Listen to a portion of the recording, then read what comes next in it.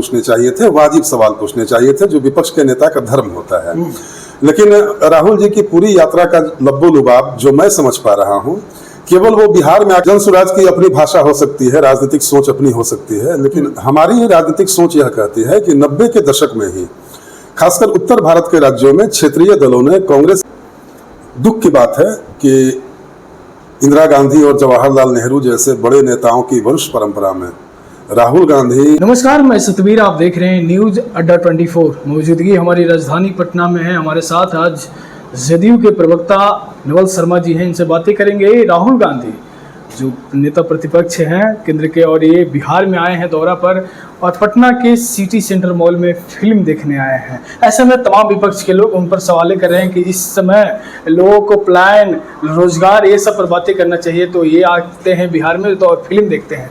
तमाम के मुद्दों को लेकर बातें करेंगे। सबसे पहले बहुत बहुत स्वागत है सर। धन्यवाद।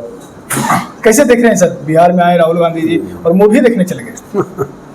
देखिए, राहुल गांधी जी अपनी इसी तरह की बचकानी हरकतों के लिए भारतीय राजनीति में जाने जाते हैं। राहुल गांधी को कोई सीरियस नहीं लेता है।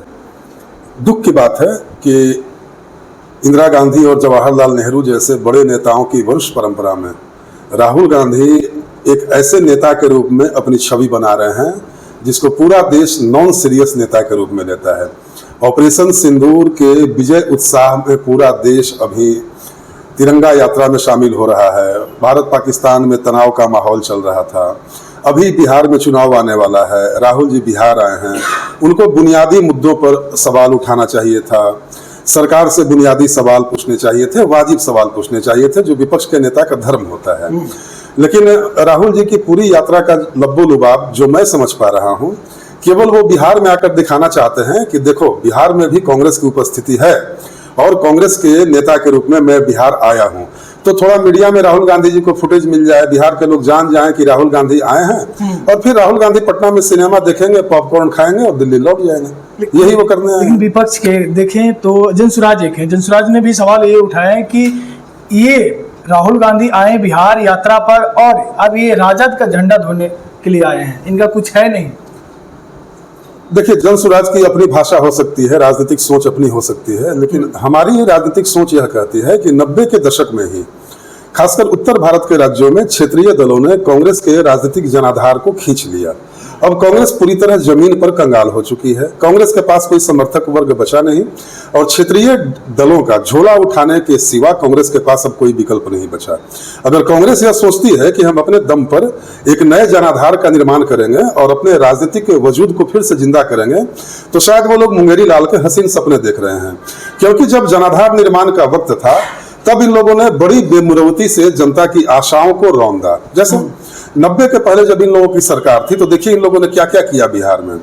10 वर्षों में बिहार में 6 मुख्यमंत्री बदले गए। बिहार में मुख्यमंत्रियों की प्रयोगशाला बन गया था। भ्रष्टाचार की ऐसी इंतहा कर दी थी कांग्रेसियों ने। आपको पता है कि चारा घोटाला की शुरुआत कांग्रेस के शासनकाल में ही हो गई थी, जगन्नाथ मिश्रा के नेतृत्व में।